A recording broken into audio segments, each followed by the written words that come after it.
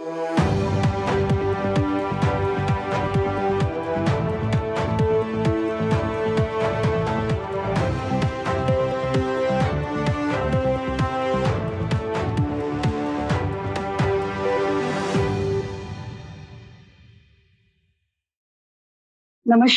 सत श्री अकाल। आप सभी का स्वागत करती हूँ अल्ट्रा टीवी के मंच से। मैं ब्यूटी रानी, ढाका, बांग्लादेश से। हमारे हफ्ते का प्रोग्राम, शनिवार का प्रोग्राम गीता सुगीता में आप सभी का स्वागत है।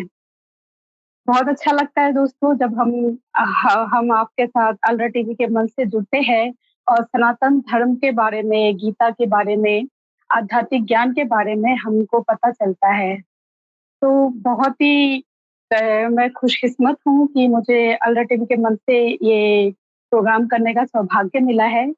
और मैं सबसे पहले इस प्रोग्राम के स्टार्ट में हमारे भगवान श्री काल हमारे महाभगवान श्री काल की अवतार राग गौहर शाही के चरणों में शत प्रणाम करती हूँ। संत शिरोमणि भगवान सदगुरु यमसल गौहर जी के चरणों में शत प्रणाम करके इस प्रोग्राम का शुरुआत करती हूँ। चलिए आज ज्यादा बात नहीं करते हैं और अल्ट्रा टीवी के साथ जुड़ के हम उन अतिथियों से मिलते हैं, उन पैनलिस्ट से मिलते हैं जिनके ऊपर और मेरे ऊपर भगवान श्री काल की अवतार राग गौहर शाही जी की कृपा से हमको सनातन धर्म के बारे में, आत्मिक ज्ञान के बारे में पता चला। भगवान किस किस रूप में इस धरती में आके हम लोगों को सत्य रास्ता दिखाते हैं, काल की अवतार की कृपा से वो ज्ञान पता चला। और ये समग्र मानव जाति भगवान की ही संतान है और जितने अवतार, नबी, संत, साधु धरती में आए सब उसी के अंग के बाल की तरह है। ये भगवान सदगुरु काल के अवतार जी की कृपा से ही हमको समझ आया।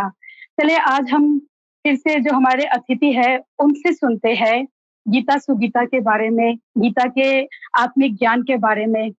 उनके उनके जबान से सुनते हैं गीता का अमृत। चले आज ज्यादा देर नहीं करते हैं और उन हमारे पैनलिस्ट को हम निमंत्रण करते हैं। तो आज जो हमारे पैनलिस्ट है वो अतिथि महोदय, उनके साथ हर शनिवार को जुड़ने का मौका मिलता है। नमस्कार। नमस्कार स्वामी विश्वानंद जी, सती महाराज जी, संत राजेंद्र बाबू, आप सभी का हमारे डेली प्रोग्राम शनिवार के प्रोग्राम में बहुत बहुत स्वागत है। बहुत बहुत स्वागत है। चले समय आप तीनों से एक मेरी विनती है, आप लोगों को पता है कि हमको एक लिमिटेड समय मिलता है, उस समय में हमको अपना जो कार्यक्रम है ज्ञान का इसको खत्म करना पड़ता है। तो आप लोगों से एक विनती है कि आप लोग इसी समय के बीच में अपना जो गीता का जो वर्णन है उसको हम सभी को प्रदान कीजिएगा, ठीक है? तो चले पहला सवाल हम स्वामी विश्वानंद जी से करते हैं। आपका सवाल है विश्वानंद जी महाराज जी, ये है कि निष्कर्म कर्म योग की अपेक्षा ज्ञान मार्ग भगवान की दृष्टि में क्यों श्रेष्ठ है? निष्कर्म कर्म योग में अर्जुन को कौन सी कठिनाई दिखाई पड़ती है? अध्याय के अध्याय 3 के श्लोक नंबर 1 से 5 के आलोक में समझाने की कृपा करें स्वामी विश्वानंद जी। जी, अध्याय 3 कर्म योग में अर्जुन को अपने मन में सवाल उत्पन्न होता है। वो अपने प्यारे सदगुरु को, कृष्ण भगवान को पूछते हैं, भगवान श्री कृष्ण, आपने शिष्य अर्जुन को अध्याय 2 में जो आत्मज्ञान यानी कि सांख्य योग और कर्म योग विषय समझा रहे थे, उसमें भगवान का मत है कि मनुष्य ज्ञान मार्ग से अपने सदगुरु के चरणों में रहकर परमात्मा रूपी मोक्ष की प्राप्ति कर लेते हैं। कर्म करने वाला योगी को असुर अपने कर्मों के फलों में आकर्षित कर रोक लेता है। इसीलिए एक साधक के लिए आत्मिक ज्ञान मार्ग श्रेष्ठ है। तो यहाँ अर्जुन को द्विधा होती है, मन में सवाल खड़ा होता है कि हे भगवान, ज्यायसी चेत कर्मणस्ते मता बुद्धिर जनार्दन तत्किं कर्मणि घोरे मां नियोजयसि केशव। हे भगवान, आप ऐसा वचन मुझे कह रहे हैं कि उस समझ के मुझे मेरे मन में ये प्रश्न उठता है कि हे जनार्दन, मेरे सद्गुरु, आपे कर्म से ज्ञान को ज्यादा अच्छा माना है, तो हे केशव, मेरे सद्गुरु, आप मुझे ये युद्ध रूपी घोर कर्म में क्यों जोड़ रहे हो? तो आगे अर्जुन यही बात को आगे पूछ रहे दूसरे श्लोक में, व्यामिश्रेणेव वाक्येन बुद्धिं मोहयसीव मे, तदेकं वद निश्चय येन श्रेयोऽयमाप्नुयाम्। यहाँ अर्जुन आगे पूछ रहे, हे मेरे प्यारे सद्गुरु, आपके कर्मयोग और ज्ञान योग के वचनों को सुनकर मेरी बुद्धि मूंझ रही है। मेरी बुद्धि यह निर्णय नहीं ले पा रही है कि मुझे कर्मयोगी बनना चाहिए कि ज्ञान योगी बनना चाहिए। इसीलिए हे मेरे सद्गुरु, ज्ञान योग और कर्म योग दो में से एक जो मुझे कल्याण की प्राप्ति करवाए वो मुझे कहो। हे मेरे सद्गुरु, वो मुझे मार्गदर्शन के रूप में यहाँ वचन कहो। आगे तीसरे श्लोक में भगवान अपने प्यारे शिष्य को उत्तर देते हैं, लोकेस्मिन् द्विविद्या निष्ठा पुरा प्रोक्ता मया नघ, ज्ञानयोगेन सांख्यानां कर्मयोगेन योगिनाम्। हे निष्पाप अर्जुन, मेरे प्यारे अर्जुन, इस लोक में ज्ञानी जनों की निष्ठा ज्ञान योग में होती है और कर्म योगियों की निष्ठा कर्म योग में होती है। ऐसी दो प्रकार की निष्ठा मैंने आपको दूसरे अध्याय में पहले समझाई है। आगे भगवान जवाब देते हुए कहते हैं, न कर्मणाम नारंभा निष्कर्म पुरुषो श्रुते, न च संन्यसनादेव सिद्धिं समधिगच्छति। मनुष्य केवल कर्मों न करने से मेरे निष्कर्म्य भाव को प्राप्त नहीं कर सकते हैं। यानी कि जो अवस्था में कर्मों अकर्म रूप हो जाता है, यानी कि निस्वार्थ कर्म भाव से कोई भी कर्म करता है तो उसका रिजल्ट कर्मों का बंधन नहीं होता है। इसलिए ये मेरे ऐसे निष्कर्म्य भाव को सिर्फ केवल कर्म न करने से कोई भी मनुष्य मेरे निष्कर्म्य भाव को नहीं प्राप्त कर सकता है। यानी कि जो अवस्था में कर्मों अकर्म रूप हो जाता है और फल उत्पन्न नहीं कर सकते हैं, वैसा मेरा निष्कर्म्य भाव को वैसा मनुष्य पाता नहीं है सिर्फ केवल कर्म नहीं करने से। और केवल कर्मों के त्याग से वैसा मनुष्य किसी भी प्रकार की सिद्धि को भी नहीं प्राप्त कर पाता है। यही आगे कृष्ण भगवान 5वें श्लोक में कह रहे, नहीं कंचित क्षणमपि जातु तिष्ठत्य कर्म कृत, कार्यते अवश कर्म सर्व प्रकृति जय गुणे। हे अर्जुन, जो कोई भी मनुष्य एक क्षण के लिए भी कर्म किए बिना रह नहीं सकता है, क्योंकि मनुष्य का शरीर 5 तत्वों की प्रकृति से बना है। प्रकृति के ये 3 गुणों से बंधा ये मनुष्य शरीर से सबको भी प्रकृति से परवश बन के अपने शरीर से कर्मों तो करने ही पड़ते हैं। इसीलिए तू परमात्मा सिमरन रूपी कर्म कर ले, तेरे दिल में प्रकाश उत्पन्न करके सामने नीचे ये बेली बटन में नाभि कमल में तेरे शरीर में असुर जो बैठा है उनके भावों की सना को यानी कि उसकी जो भी भाव नेगेटिव भाव तेरे मन में तेरे हृदय में उत्पन्न करता है उसको नष्ट करने का कर्म करने के लिए तू तैयार हो जा। यानी कि हृदय में मन लगा के सिमरन करके आध्यात्मिक शक्तियां उत्पन्न करने का कर्म, वो युद्ध वो कर्म करने के लिए तू तैयार हो जा। वैसा यहाँ भगवान बड़े प्यार वाले अंदाज से अपने शिष्य अर्जुन को कह रहे कि ये कर्म सिमरन रूपी कर्म योग करने के लिए तू तैयार हो जाए, उसमें ही तेरा कल्याण है, यही यहाँ समझाने का प्रयास है। जी बहन जी। बहुत शुक्रिया, धन्यवाद, बहुत सुंदर, बहुत खूब। अब जो दूसरा सवाल है वो सच्चिदानंद स्वामी जी से है। तो दूसरा सवाल ये है कि कर्म क्या है? कर्म द्वारा संसार से कैसे मुक्ति मिलती है? अध्याय 3 श्लोक नंबर 6 से 9 की रोशनी में बताने की कृपा करें स्वामी सच्चिदानंद जी महाराज। नंदन है, मेरी आवाज आ रही है? जी जी बिल्कुल आपकी आवाज आ रही है। जी जी आ रही है, आ रही है। यज्ञ की प्रक्रिया ही कर्म है। वो हर क्रिया जिससे यज्ञ पूर्ण होता है उसे कर्म कहते हैं। अर्थात यज्ञ एक कर्म एक निर्धारित प्रक्रिया है। कर्मों के द्वारा ही साधक ब्राह्मणत्व को या कल्बे सहित की स्थिति को प्राप्त करता है, जिसके उपरांत वो परम तत्व परमात्मा में विलीन हो जाता है और संसार के बंधन से मुक्त हो जाता है और आनंद को प्राप्त करता है। इन्हीं तथ्यों को इन श्लोकों में रेखांकित करने का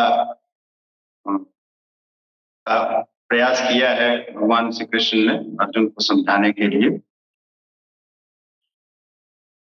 कर्मेन्द्रियाणि संयम्य यः आस्ते मनसा स्मरन् इंद्रियार्था विमूढ़ात्मा मिथ्याचार समुच्यते। जो कर्मेंद्रियों को हठपूर्वक रोक कर मन में इंद्रिय या प्रकृति के गुणों का स्मरण करते हैं वो मिथ्याचारी या पाखंडी कहलाते हैं। ज्ञान मार्ग अच्छा लगे या निष्काम कर्म योग, दोनों ही मार्गों में तो कर्म करना ही पड़ता है। यस्येन्द्रियाणि मनसा नियम्या रमते अर्जुन कर्मेन्द्रिय कर्मयोगम असक्तः स विशिष्यते। अर्थात जो पुरुष मन से इंद्रियों को वश में करे, जब मन में भी वासनाओं का स्फुरण न हो, सर्वथा अनासक्त हुआ कर्मेंद्रियों से कर्मयोग का आचरण करता है, वही ठीक है, वही श्रेष्ठ है। नियतम कुरु कर्म कर्म ज्ञानो कर्मण शरीरात्यापि च ते न प्रसिद्धे कर्मण। अर्थात तू शास्त्र विहित कर्तव्य कर्म कर, क्योंकि कर्म न करने की अपेक्षा कर्म करना श्रेष्ठ है। कर्म करने से तेरा शरीर निर्वाह भी सिद्ध नहीं होता। यहाँ नियत या शास्त्र विहित कर्म का उल्लेख है। ये क्या है? ये वही है जो यज्ञ की प्रक्रिया है। दूसरी बात शरीर निर्वाह की है, तो क्या हम शरीर हैं? युगों युगों से जीव शरीर यात्रा ही तो करता चला आ रहा है। कर्म तो वो है जो इस यात्रा को पूर्ण कर देता है, अर्थात परमात्मा में स्थिति दिला देता है। मोक्ष से अशुभात, अशुभ से मुक्ति दिला देता है या इस संसार बंधन से मुक्त कर देता है। यज्ञात् कर्मणो अन्यत्र लोकोयम कर्म बंधन तदर्थम कर्म कौन्तेय मुक्त संगः समाचर। यज्ञ की प्रक्रिया ही कर्म है। वह हरकत कर्म है जिसमें यज्ञ पूर्ण होता है। सिद्ध है कि कर्म एक निर्धारित प्रक्रिया है, जिसके अतिरिक्त जो कुछ कर्म है क्या वे कर्म नहीं है? इस विषय पर श्री कृष्ण कहते हैं कि नहीं, वो कर्म नहीं है। अन्यत्र लोको अयम कर्म बंधना, इसके अतिरिक्त जो भी कर्म है वो लोक का, इस जगत का, संसार का बंधन है, जिसमें दिन रात आदमी व्यस्त रहता है। कोई कृषि में, कोई किसी कार्यों में, वो सारा का सारा संसार का बंधन है। मोक्ष से अशुभा, जो अशुभ से मुक्ति दिला दे, वास्तव में वही कर्म है। अतः उस यज्ञ की पूर्ति के लिए संग दोष से अलग रहकर भली प्रकार कर्म का आचरण कर। यही भगवान कृष्ण का संदेश है कि चाहे वो ज्ञान योग हो, चाहे वो कर्म योग, निष्काम कर्म योग हो, दोनों स्थितियों में कर्म तो करना ही है। और कर्म वही है जो यज्ञ की प्रक्रिया है। यज्ञ जिससे पूर्ण होता है वही कर्म है। तो उससे छुटकारा उन परिस्थितियों में ही मिल सकता है जब आपकी स्थिति ब्राह्मणत्व की हो जाए या कल्वे शहीद की स्थिति आप प्राप्त कर लें। जब परमात्मा में आपका विलय हो जाए, परमात्मा के रंग में आप रंग जाएं, उसी के आनंद में आनंदित हो, तब तक की स्थिति में आपको कर्म करना ही करना है। तब तक कर्म से छुटकारा नहीं। उन परिस्थितियों के बाद आप कर्म करो न करो, इसका कोई औचित्य नहीं। जी, बहुत शुक्रिया, धन्यवाद, बहुत सुंदर, बहुत अच्छा वर्णन किया आपका। बहुत शुक्रिया सच्चिदानंद नाथ जी महाराज, बहुत धन्यवाद। अब अगला सवाल है संत राजेंद्र बाबू जी के लिए। संत राजेंद्र बाबू, ये रहा आपका सवाल। यज्ञ क्या है? यज्ञ से किस प्रकार परमात्मा की प्राप्ति होती है? भगवान कृष्ण की यज्ञ प्रक्रिया और सरकार गौहरशाही जी महाराज की यज्ञ प्रक्रिया में क्या समानता है? जी राजेंद्र बाबू।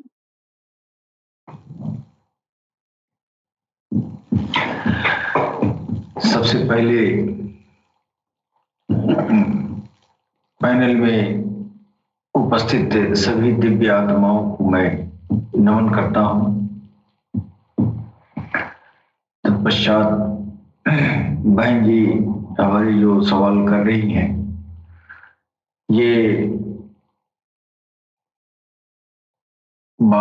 सवाल सुनने पर लगता है कि ये बड़ी आम चीज है, लेकिन वास्तव में यह आम बात नहीं है।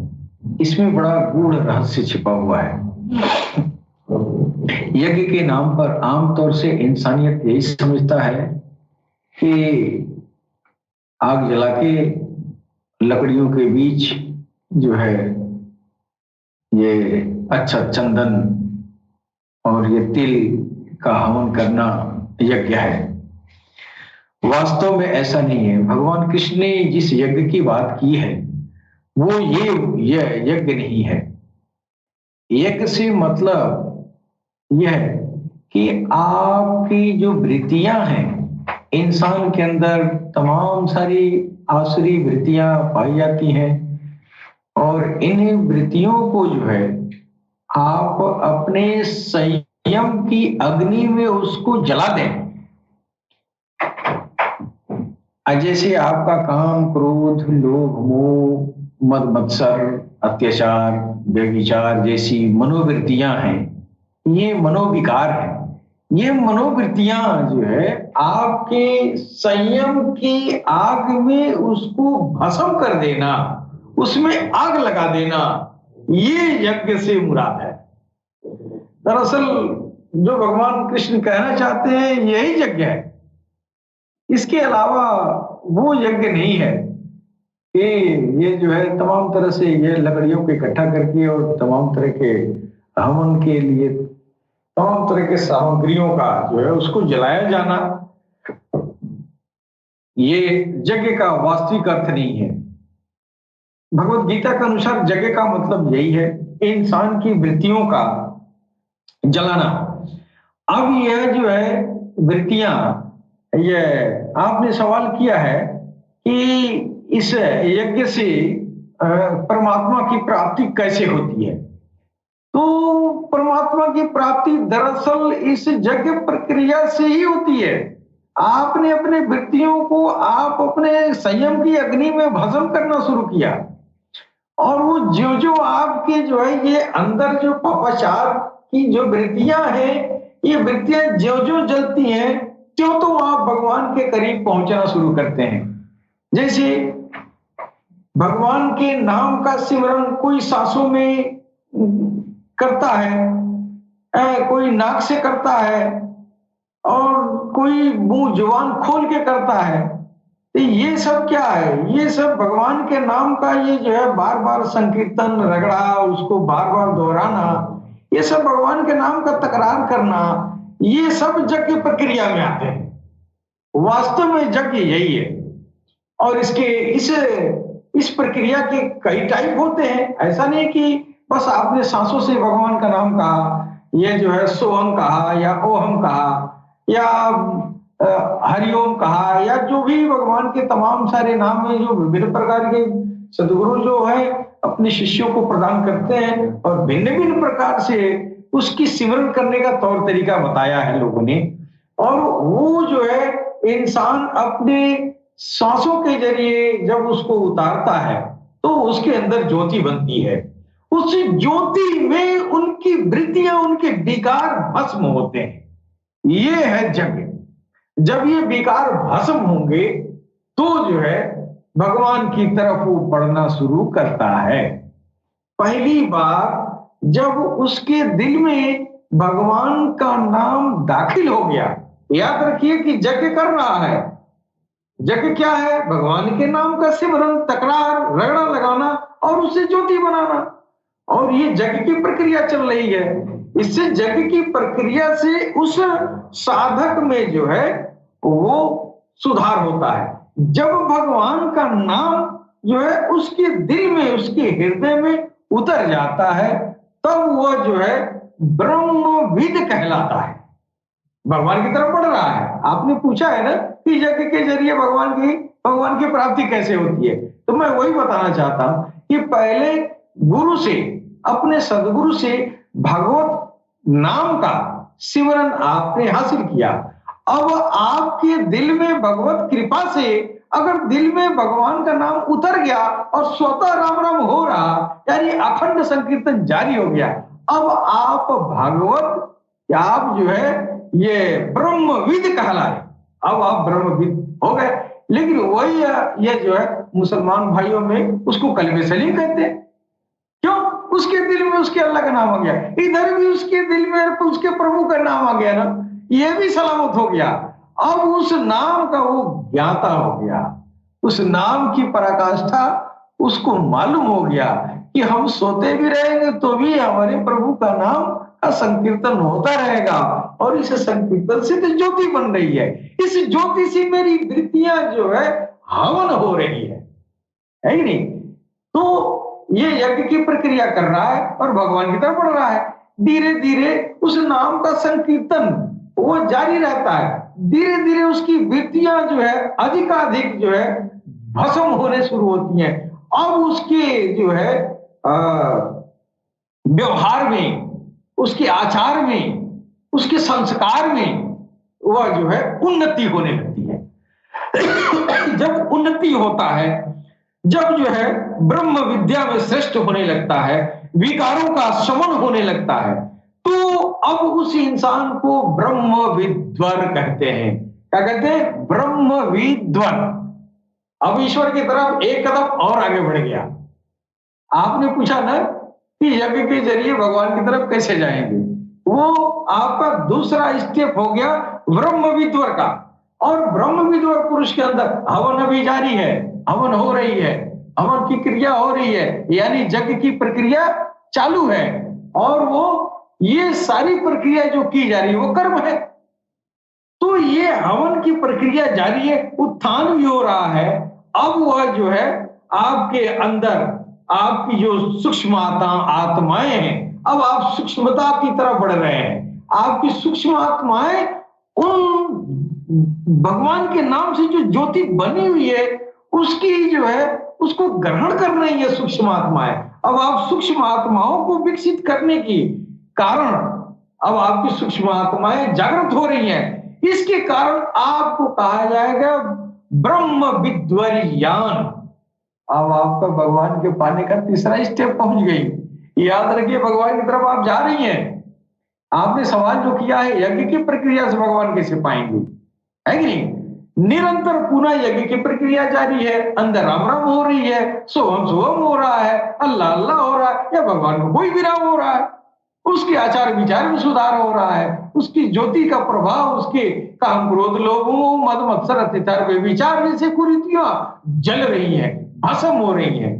फिर आगे एक दिन ऐसा स्टेप होता है कि भगवान जो है वो और भी उसके अंदर सुधार होता है, पवित्रता आती है, और भी उसके अंदर जो बुद्धि का विकास होता है। उस स्थिति में अब इंसान जो है ब्रह्म विद्वरिष्ट कहलाता है। जब वो पाक साफ उसकी आत्माएं, सूक्ष्म आत्माएं सब जागृत हो गई, अंदर से उसका दिल साफ हो गया, पवित्र हो गया, चमकीला हो गया। फिर चमकीला ईश्वर चमकीले दिल को देखता है। इसको तजल्लियां बोलते हैं, इसको झलकियां बोलते हैं। जिसका दिल साफ देखा, उसके ऊपर अपनी तजल्लियों की बारिश किया, उसके ऊपर अपनी दृष्टि की बारिश किया। जब ईश्वर की दृष्टि उसके दिल पर पड़ती है, अब वो ईश्वर का मित्र बन जाता है। अब जब ईश्वर का मित्र बन जाता है तो हमारे गीता की भाषा में उसको ब्रह्म विद्वरिष्ठ कहते हैं, और कुरान की भाषा में उसको वली कहते हैं। अब जब ये ब्रह्म विद्वरिष्ठ हो गया, उसके ऊपर ईश्वर की तजल्लियां पड़ चुकी, अब वो ईश्वर से इस तरह जुड़ गया कि ईश्वर का वो हाथ बन गया, पांव बन गया। यहाँ पर साधक के अंदर इष्ट जो है, नख से पांव तक जो है, सिर से नख तक, वो उसका इष्ट, यानी जिसके नाम का भजन संकीर्तन करता रहा, वो इष्ट है। वो भजन करते करते करते करते एक दिन वो इष्ट उसके सर से पांव तक जो समा जाता है। अब वो हो गया ब्रह्म विद्वरिष्ठ। और इधर जो है क्या कहते हैं, वो हबलिल वरीद हो गया। उसके हाथ पांव ईश्वर के हाथ पांव बन गए। यही तो भगवान को पाना है। तो आपने कहा यज्ञ प्रक्रिया से ईश्वर तक कैसे पहुंचेंगे, मैंने अपने हिसाब से आपको बताया है। अगर कोई गलती हो तो हमारे संत महात्मा जो बैठे हुए हैं उनको माफ करेंगे और आगे मार्गदर्शन करेंगे। हम स्वामी जी से विशेष तौर से मैं प्रार्थना करता हूँ। जी दीदी। जी बहुत खूब संत राजेंद्र बाबू, बहुत सुंदर, बहुत अच्छा वर्णन किया आपने। चलिए प्रोग्राम को आगे बढ़ाते हैं, और जो अगला सवाल है वो स्वामी विश्वानंद जी महाराज जी के लिए है। ये रहा आपका सवाल। अध्याय 3 के श्लोक नंबर 13 से 16 में छिपे हुए आध्यात्मिक रहस्यों को समझाने की कृपा करें। जी स्वामी जी। यहाँ भगवान श्री कृष्ण अपने प्यारे शिष्य को समझाने का आगे प्रयास कर रहे हैं। श्लोक 13 में, यज्ञशिष्टाशिन संतो मुच्यन्ते सर्व किंलिवेशे भूजते ते त्वगं पापा ये पंचन्त्यात्मकारणात्। यहाँ अपने सदगुरु यनु सलगोर जी जो अल्ट्रा टीवी पर ज्ञान यज्ञ से जो नूर यानी प्रकाश हम सबको दे रहे हैं, वो जो कोई भी साधक सत्पुरुषों ग्रहण करेंगे, उनके नाभि में बैठा असुर पवित्र हो जाएगा।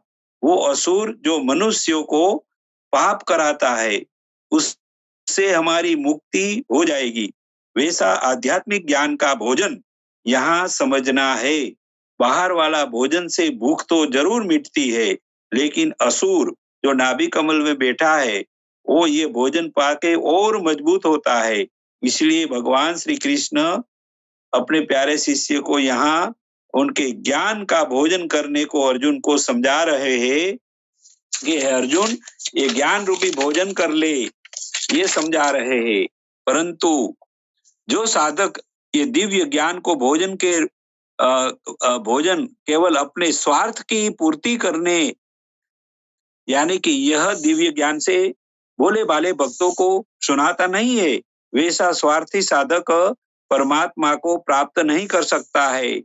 और उसने प्राप्त किया हुआ ज्ञान उनके लिए भोजन, उनके लिए बोझ बंधन का कारण बन जाता है। वे अहंकारी बनके असुर के कब्जे में आ जाता है। इसीलिए सरकार गौहर शाही कल्कि भगवान ये दिव्य ज्ञान जन जन तक पहुंचाने का प्यारा आदेश दे रहे हैं। उससे कल्कि भगवान राजी होके वे हमारा परमेश्वर हम सबको मिल जाएंगे। यहाँ आगे 14वां श्लोक में भगवान श्री कृष्ण समझा रहे हैं, अन्नाद भवन्ति भूतानि पर्जन्यादन संभवः, यज्ञाद भवति पर्जन्यो यज्ञः कर्म समोद्भव। प्रथम बाहरिक देखे तो लोकों और प्रवृत्ति के हलन चलन से, यानी कि समग्र जीव सृष्टि जो अपना कर्म करते हैं वो हलन चलन से जो वातावरण में गर्मी उत्पन्न होती है, वे कर्म से वातावरण में गर्मी रूपी ये यज्ञ चल रहा है। ये यज्ञ से भाप बनती है और भाप बनने से बरसात होती है और बरसात से अन्न उत्पन्न होता है और अन्न से ही ये सब प्राणियों उत्पन्न होता है। ये तो बाहरी हमने देख लिया।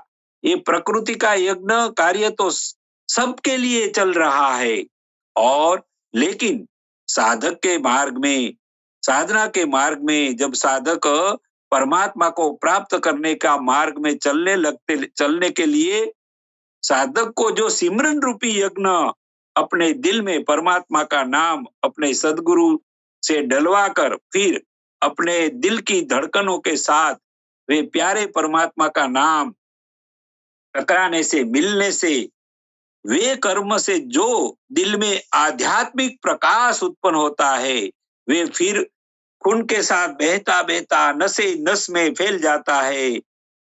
तब ये आध्यात्मिक शक्तियों का बरसात हमारे सातों आत्माओं पर, यानी कि सातों चक्रों पर पहुंचता है, तो वे जागृत होके अन्न जैसा बन जाता है, यानी कि वे शक्तिशाली बन जाता है और उसमें से फिर ज्ञान की बातें मुख से अंकुरित होके बाहर निकलने लगती है।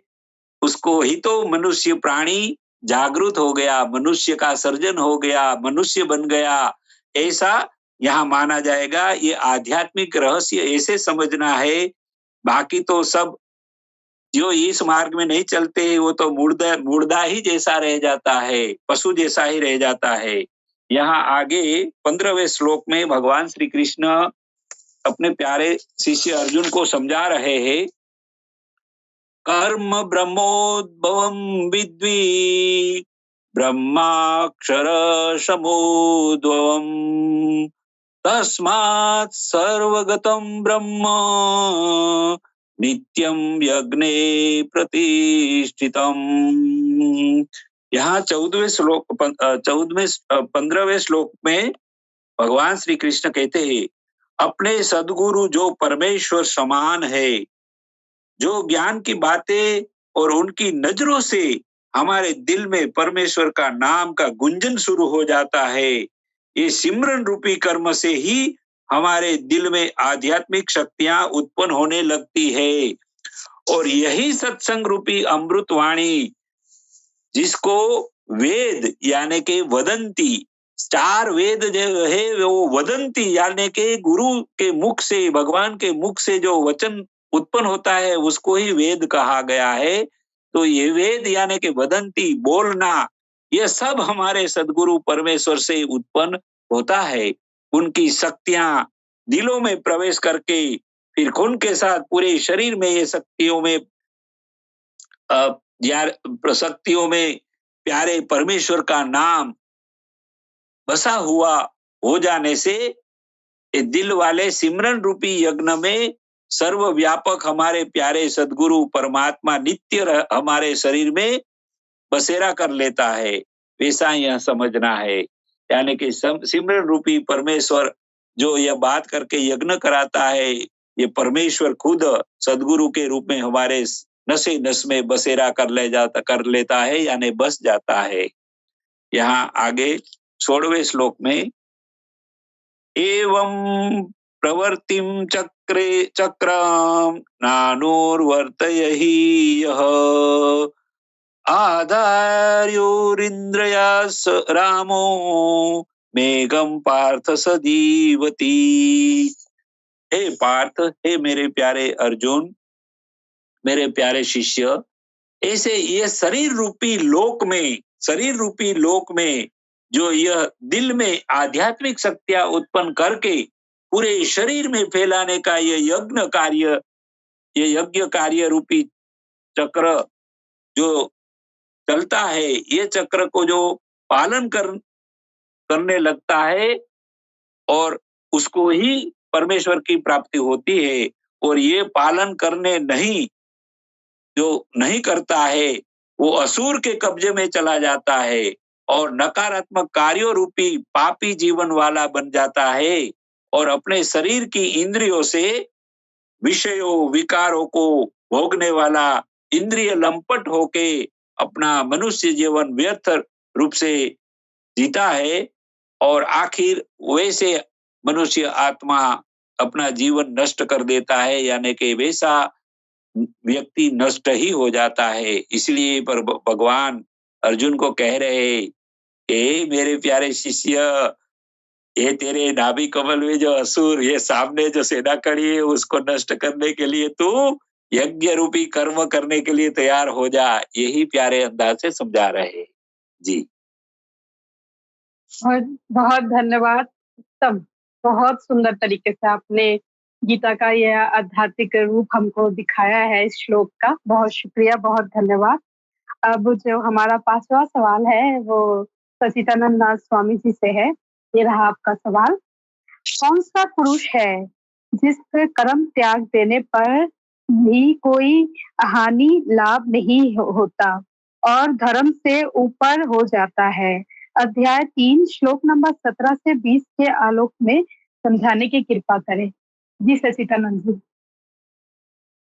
चतुर्वर्ण मया सृष्टा गुण कर्म विभाग से भगवान कृष्ण ने साधक को 4 वर्णों में 4 श्रेणियों में बांटा है।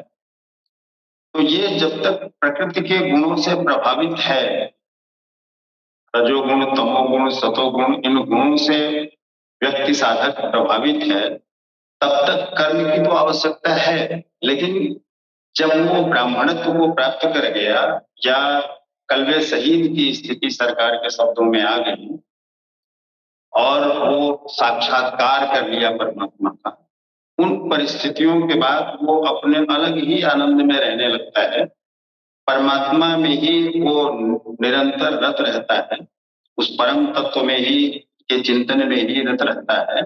उन परिस्थितियों में वो कर्म करे न करे इसका कोई अस्तित्व नहीं रह जाता, इसका कोई मतलब नहीं रह जाता है।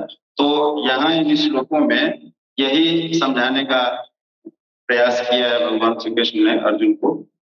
यस्त्वात् रतिरेव स्यादात्मतृप्तस्य मानव आत्मन्येव च संतुष्टस्य कार्येन विद्यते।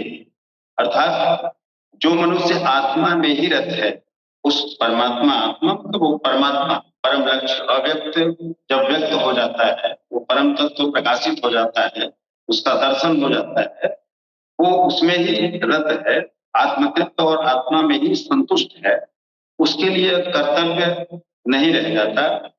यही तो लक्ष्य था। जब लक्ष्य को प्राप्त कर लिया फिर कर्म करने का क्या औचित्य है? उस सनातन अविनाशी आत्म तत्व की प्राप्ति के बाद और किसे ढूंढें? ऐसे पुरुष के लिए न कर्म की आवश्यकता है न किसी आराधना की। आत्मा और परमात्मा एक दूसरे के पर्याय हैं। इसी का पुनः चित्रण करते हुए 18वें श्लोक में कहते हैं, नैव तस्य कृतेनार्थं नाकृतेन कश्चन, न एव तस्य उसका कोई नहीं, कृते मतलब कार्य करने का, इस संसार में उस पुरुष का कर्म किए जाने से कोई लाभ नहीं है और न छोड़ देने से कोई हानि। जबकि पहले आवश्यक था, जब वो क्षत्रिय वैश्य या शूद्र की स्थितियों में था तब तक कर्म की आवश्यकता थी। लेकिन जब वो साक्षात्कार कर लिया उस परमात्मा का, तो इसका कोई औचित्य नहीं है, वो कर्म करे न करे कोई अर्थ नहीं है। उसका संपूर्ण प्राणियों से कोई स्वार्थ संबंध नहीं रह जाता है। आत्मा ही तो शाश्वत सनातन अव्यक्त अपरिवर्तनशील और अक्षय है। जब उसी को पा लिया, उसी से संतुष्ट, उसी में तृप्त, उसी से ओतप्रोत और स्थित है, आगे कोई सत्ता ही नहीं, तो किसको खोजे? मिलेगा क्या? उस पुरुष के लिए कर्म छोड़ देने से कोई हानि भी नहीं, क्योंकि विकार जिस पर अंकित होते हैं वह चित्त ही सत्य से आवृत हो गया, वह चित्त ही उस परमात्मा तत्व से प्रकाशित हो गया। उसका संपूर्ण भूतों में, बाह्य जगत में, आंतरिक संकल्पों की परत में लेस मात्र भी अर्थ नहीं रहता। सबसे बड़ा अर्थ था परमात्मा। जब वही उपलब्ध है तो दूसरे से उसका क्या प्रयोजन? जब सत्य को उसने पा लिया, उस परम तत्व को पा लिया, तो फिर किसी और चीज को पाने की क्या स्थिति बनती है, क्या सोच बनती है? अगले श्लोक में कहते हैं, तस्मात् सक्त सप्तम कार्य कर्म समाचरे असक्तो या चरण कर्म परमाप्नोति पुरुषः। इस स्थिति को प्राप्त करने के लिए तुम अनासक्त हुआ, आसक्ति से रहित होकर, किसी भी लगाव से रहित होकर निरंतर कार्य कर्म, जो विहित कर्म है, जो शास्त्र निहित कर्म है, उस कर्म को कर, जो करने योग्य है, उस कर्म को अच्छी प्रकार कर। क्योंकि अनासक्त पुरुष कर्म के आचरण से परमात्मा को प्राप्त होता है। नियत कर्म, कार्य कर्म एक ही है।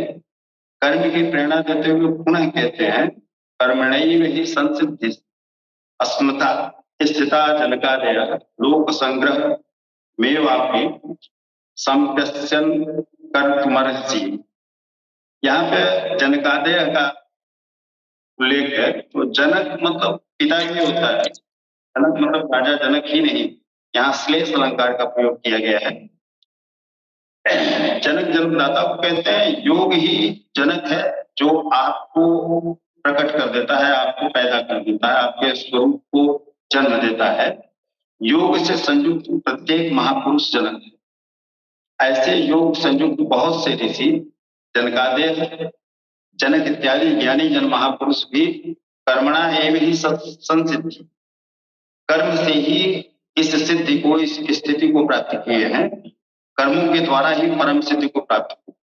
परम सिद्धि माने परम तत्व परमात्मा की प्राप्ति। जनक इत्यादि जितने भी पूर्व में होने वाले महर्षि हुए हैं, इस कार्य कर्म के द्वारा जो यज्ञ की प्रक्रिया है करके ही संसिद्धि, परम सिद्धि को प्राप्त हुए। किंतु प्राप्ति के पश्चात वे भी लोक संग्रह के लिए, लोक कल्याण के लिए, लोकहित के लिए कर्म करते रहते हैं। अतः तू भी पहले प्राप्ति के लिए, पुनः लोक नायक बनने के लिए कर्म को कर।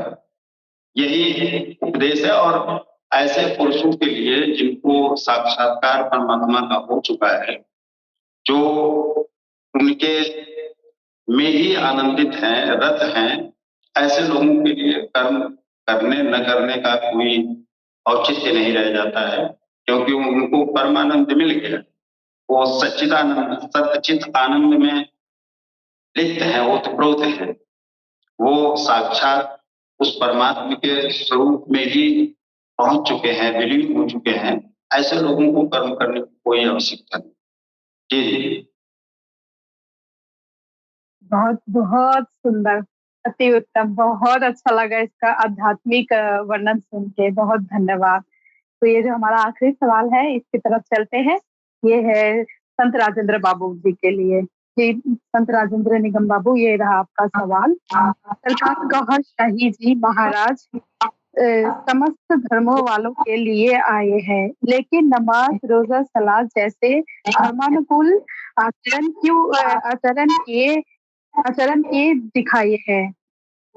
को दिखाए हैं। भगवत गीता जी की रोशनी में समझाने की कृपा करें। संत राजेंद्र बाबू जी, राजेंद्र निगम जी।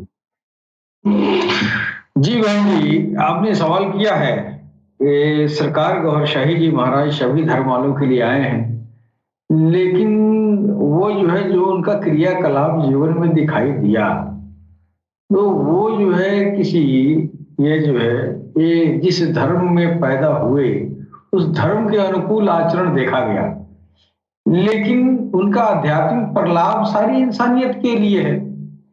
अब ये सवाल उठता है कि अगर वो इस्लाम में पैदा हुए हैं या आए हैं, पैदा तो नहीं हुआ, आए हैं, इसलिए कि ये जात अवतरित होती है, आने में पैदा होने में अंतर है। इनकी पैदाइश रहस्यमयी तरीके से है, वो जो ज्ञानी आदमी इस बात को समझ पाएगा। लेकिन बात रही यहाँ आने की, तो वो इस्लाम धर्म में जो है उनका पदार्पण हुआ जमीन पर, लेकिन उनका रिश्ता सारी इंसानियत से है। सारी इंसानियत उनके आध्यात्मिक प्रलाप से प्रलावित हो रही है। अब ये क्या मजबूरी थी कि उन्होंने यह जो है धर्म आचरण, धर्म के अनुकूल आचरण किया। तो जाहिर है कि अगर वो जो है इस्लाम में आ रहे हैं या हिंदू में आ रहे हैं, हिंदू में भी आते तो वही धर्माचरण करते जो एक सनातन धर्म का आदमी करता है, और उधर आए तो उधर भी किए। अब क्यों किए? इसलिए कि उनको ये सब करने की जरूरत थी नहीं। क्यों नहीं थी? अभी हमारे सच्चिदानंद महाराज जी ने कहा है, कर्मणा एव ही संसिद्धिम, यानी वो जो है कर्मों के द्वारा ही परम सिद्धि की प्राप्त हुआ है। और वो परम सिद्धि जब प्राप्त हो गया है तो परम तत्व परमात्मा उनके अंदर समाहित हो गया है कि नहीं। तो अब ये परम तत्व समाहित हो गया। अब वो जो उसके ऊपर जो अभी स्वामी सच्चिदानंद जी ने कहा है, तो उसको जो है दीन धर्म से ऊपर हो गया। अब उसके ऊपर धर्म का कोई कानून लागू नहीं होना है। क्यों? तो वो जो है वो क्या हो गया, धर्म ब्रह्म विद्वरिष्ट हो गया, यानी वो हावलिल वरीद ईश्वर रज्जुबद्ध हो गया।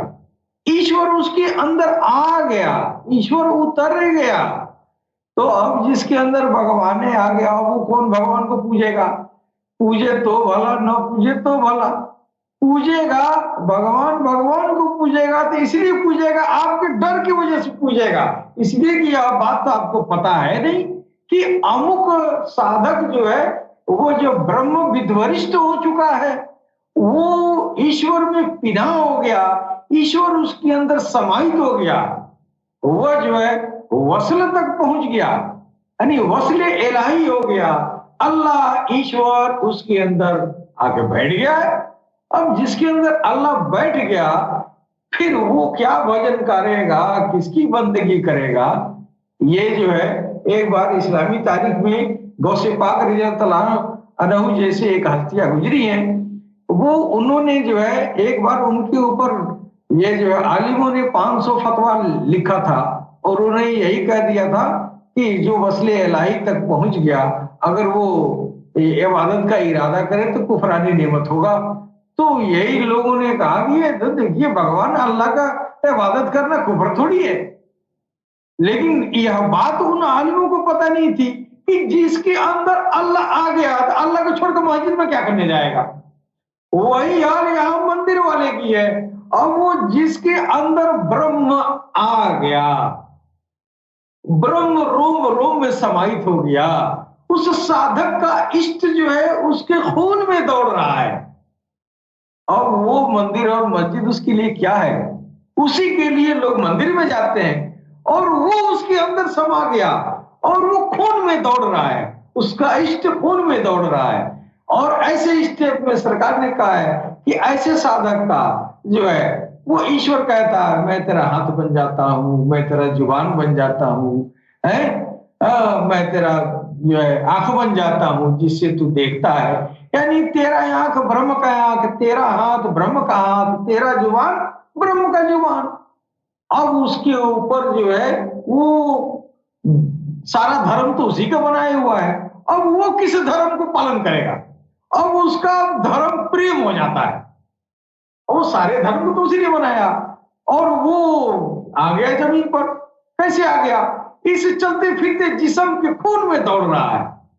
अब ये जो है देख रहा है, इधर मंदिर है, इधर मस्जिद है, तो वो किधर जाए? वो मंदिर भी उसी ने बनवाया, मस्जिद भी उसी ने बनवाया।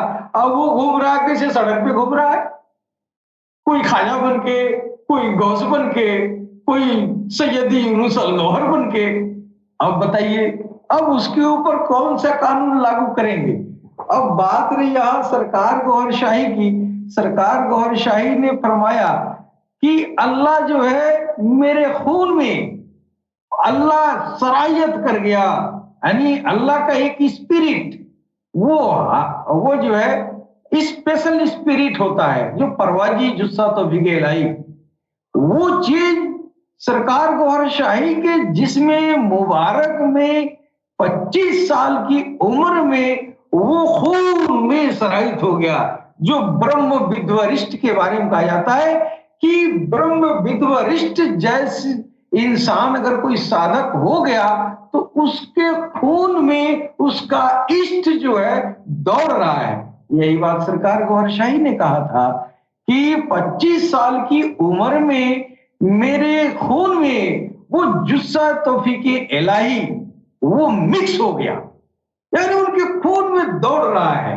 कौन? अल्लाह दौड़ रहा है, ईश्वर दौड़ रहा है। अब गौहरशाही के लिए किस रोजा और नमाज की जरूरत है? वो किसकी बंदगी करेंगे? जिसकी बंदगी दुनिया करती है वो उनके खून में दौड़ रहा है, वो किस मंदिर मस्जिद में जाएं? लिहाजा अब वो मंदिर और मस्जिद में जाने की जरूरत तो थी नहीं, लेकिन वो गए। क्यों गए? तो अब यह भेद कोई जानता नहीं है कि ये जो है जिस्मानी जो रूप दिखाई दे रहा है इसमें जो है अल्लाह दौड़ रहा है। ये तो आम इंसानियत को, आम मुसलमानों को पता नहीं है। लिहाजा अगर वो गौहरशाही मस्जिद में नहीं गए होते तो अनुकरण करने वाले कहते तो हमको जाने की क्या जरूरत है कि नहीं?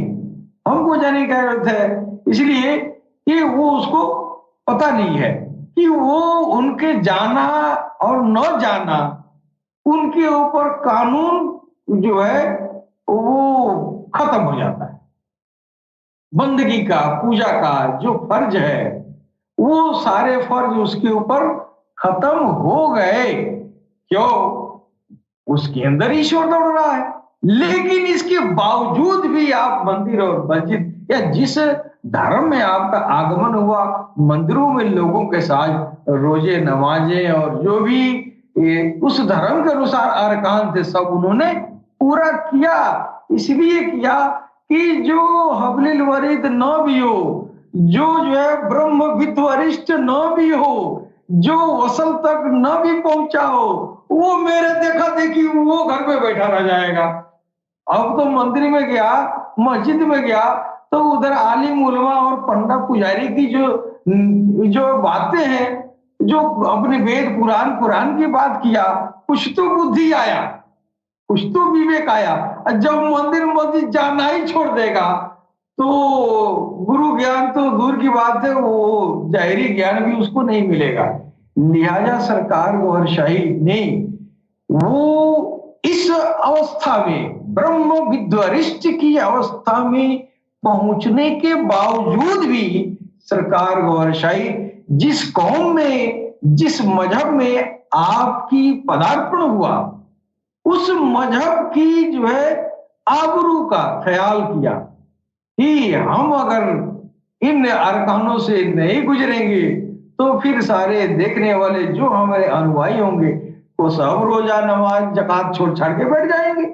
लिहाजा कोई भी योगी जो होता है, जो ब्रह्म विद्वरिष्ठ के मकाम पर पहुंच गया, उसके लिए उसके ऊपर धर्म के कोई कानून तो नहीं है, लेकिन वो करता है। इसलिए नहीं करेगा तो जितने मंदिर में साधु बाबा बैठे हुए हैं, अगर कोई एक धर्म या विद्वरिष्ठ जो है अगर हो गया और वो पूजा पाठ छोड़ छाड़ के बैठ गया, उसके अंदर तो अल्लाह आके बैठा हुआ है, उसके अंदर तो ईश्वर भगवान प्रभु आके समाया हुआ है, उसके अंदर उसका इष्ट जो है खून में दौड़ रहा है। अब ये दुनिया तो नहीं जानती है। अगर वो नहीं जाता सारे साधु कहेंगे ये तो बड़े महात्मा जी बैठे हुए हैं, हम क्यों घंटा डोलाने जाए? और वो घंटा नहीं डोलाया जाएगा तो ये धर्म का निजाम बिगड़ जाएगा ना। लिहाजा ये पुरुष जो होते हैं जिस भी धर्म में आते हैं उस धर्म के अरकान को पूरा करते हैं। और हमारे सरकार गौहरशाही के मानने वालों में हजारों की संख्या में ऐसे गुजरे जो ब्रह्म विद्वरिष्ठ के मकाम पर हैं, यानी जिनके ऊपर अगर वो पूजा पाठ करे तो न करे तो दोनों स्थिति बराबर है, दोनों स्थिति बराबर है। उसके बाद भी अगर सरकार गौरशाही का ब्रह्म विद्वरिष्ठ कोई गुलाम अगर हिंदू में है तो वो मंदिर में जाता ही है, वो उस धर्म के अनुकरण करता है, उस धर्म के मुताबिक जो कानून है उसी कानून पर चलता है। हालांकि उसको जरूरत नहीं है, क्यों? तो वो ईश्वर, वो ब्रह्म उसके अंदर दौड़ रहा है, उसके खून में दौड़ रहा है, ये वो जानता है। हम जाए तो न जाए तो बात बराबर है, दुनिया नहीं जानती है। लिहाजा दुनिया को अनुकरण कराने के लिए वो मंदिर और मस्जिद में उनको जाना होता है। हालांकि हमारे स्वामी विश्वानंद जी महाराज को इसकी जरूरत नहीं है, लेकिन जाना है, इसलिए आप नहीं जाएंगे तो आप नहीं जाएंगे। आपको धर्म में इश्काल पैदा नहीं करना है, आपको धर्म वालों को धर्म से जोड़े रखना है, लिहाजा आप मंदिर में जाएंगे। उसी तरह सरकार गौरशाही इस्लाम वालों को इस्लाम पर चलाना है, असल इस्लाम लाना है, इसलिए इस्लाम के तौर तरीके पर आपने अपना ये जो है जीवन निर्वाह किया और उसका जो है वो आचरण पेश किया जिस धर्म में आए। तो जो सत्य जो रास्ता होता है ईश्वर का वो इस्लाम से भी होके गुजरता है, हिंदू से भी होके गुजरता है। ये रास्ते कई हैं, लेकिन वो टेक्नोलॉजी है ना, वो टेक्नोलॉजी में भाषा का अंतर है, बात वही है। जो उसकी टेक्निक है, इस सिमरन के जरिए आप जो है अपने इष्ट के नाम का सिमरन करें और उस सिमरन के जरिए आपकी आत्मा की शुद्धिकरण होती है। और शुद्धिकरण की जब अवस्था ये हद हो जाती है कि आपकी आत्मा जब चमकीली हो जाती है तो फिर वो चमकता हुआ ईश्वर आपके अंदर दाखिल हो जाता है। फिर आपका इष्ट आपके खून में दौड़ता है और जब दौड़ने लगता है तो आपके नजर में चे हिंदू, चे मुसलमान, चे सिख, चे ईसाई, वो सारी दुनिया की सारी इंसानियत को एक नजर से देखता है। क्यों? तो उसके अंदर वो इष्ट, उसका वो ईश्वर, वो अल्लाह अब वो दौड़ रहा है खून में, और वो सर से पांव तक वो ईश्वर है, ब्रह्म है, परमात्मा है। और इसी की वजह से ये जो है भगवान कृष्ण ने जगह जगह उन्होंने कहा, ये यहां भी मैं हूं, वहां भी मैं हूं, ये फूलों में मैं, पहाड़ों में मैं, आसमान में मैं, ये जमीन पर मैं, ये जो है ये फूलों की खुशबू में मैं। क्यों कहा? मैं क्यों कहा? वो मैं परमात्मा आ चुका है, वो परमात्मा बोल रहा था। वो कृष्ण का वो जो है जो जाहिरी रुख दुनिया देख रही है वो नहीं बोल रहा था। ये सारा गीता उसके अंदर परमात्मा जो बैठा है वो परमात्मा बोल रहा था।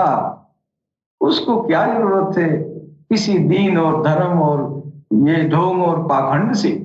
उसको तो वो जिसके अंदर आ गया, सारा जमाना उसका है, सारी दुनिया, सारी सृष्टि ही उसकी है, लिहाजा वो आनंदित होता है। भिन्न भिन्न तरह के कल्चर, भिन्न भिन्न संस्कारों को, भिन्न भिन्न परंपराओं को देख देख के वो आनंदित होता है, वो नाराज नहीं होता है। तो असल जो भगवान का जो परमात्मा स्थित जो परम तत्व परमात्मा की प्राप्ति कर चुका होता, उसके अंदर नफरत लेस मात्र भी नहीं होता है। और इस अवस्था तक पहुंचाने के लिए सारी इंसानियत को, सारी कौम को सरकार गौहरशाही भगवान काल की अवतार आमंत्रित करते हैं कि बच्चों आओ मेरे पास, मैं तुमको वहां ले जाऊंगा जिस स्टेज में जो है पहुंचने के लिए इंसानियत जुगों जुगों से दर बदर भटकती रही, किसी के अंदर वो ब्रह्म विद्वरिष्ठ की अवस्था नहीं आई जिसके तहत उसके सीने में, उसके खून में ब्रह्म दौड़ने लगे। आज सरकार गौहरशाही आमंत्रित कर रहे हैं, आओ ऐ लोगों, तू हिंदू हो, मुस्लिम हो, सिख हो, ईसाई हो, कुछ भी हो, उससे बहस नहीं है। तुम्हारा तुम्हारे इष्ट का जो नाम है वो मैं प्रदान कर रहा हूं और उस इष्ट के नाम के साथ इतनी ज्योतिर्मय जो है सप्लाई तुमको दूंगा, जिससे तुम्हारा ये यज्ञ की प्रक्रिया बहुत शीघ्र पूरी होगी। तुमको जंगल में जाने की जरूरत नहीं है। तुम्हारे अंदर जो यज्ञ की प्रक्रिया होगी, तुम्हारे विकार इस यज्ञ की प्रक्रिया में बहुत शीघ्रता से वो भस्म हो जाएंगे, तेरा यज्ञ पूरा हो जाएगा और तू उस ब्रह्म विद्वरिष्ठ के मकाम पर पहुंच जाएगा, जिसमें परमात्मा तेरे खून में दौड़ने लगेगा। और जब इस अवस्था में पहुंच गया तो न तू हिंदू है, न मुस्लिम है, न सिख है, न ईसाई है, तू भगवान हो गया। तू भगवान। सरकार गौहरशाही भगवान काल की अवतार इंसानियत को भगवान बनाने के लिए आए हैं। जी दीदी। बहुत शुक्रिया, बहुत धन्यवाद। बहुत सुंदर तरीके से आपने इस सवाल का जवाब दिया। भगवान काल के अवतार की कृपा से, सरकार जी की कृपा से, जहाँ आप तीनों ने हमको गीता का आध्यात्मिक रूप दिखाया, इस रूप को दिखाने के लिए आप लोगों का बहुत शुक्रिया। दिल तो चाह रहा है कि सारी रात ही आप तीनों के जबान से हम, आप तीनों महाशय महात्माओं की जबान से हम गीता सुगीता का पाठ सुने, लेकिन समय की कमी की वजह से नेक्स्ट सैटरडे को फिर आप लोगों को तकलीफ देंगे और गीता का आध्यात्मिक वर्णन सुनेंगे आप तीनों से। तो आज के लिए बस इतना ही। अब आप लोगों का बहुत शुक्रिया। दोहा शही मरहबा, नमस्कार।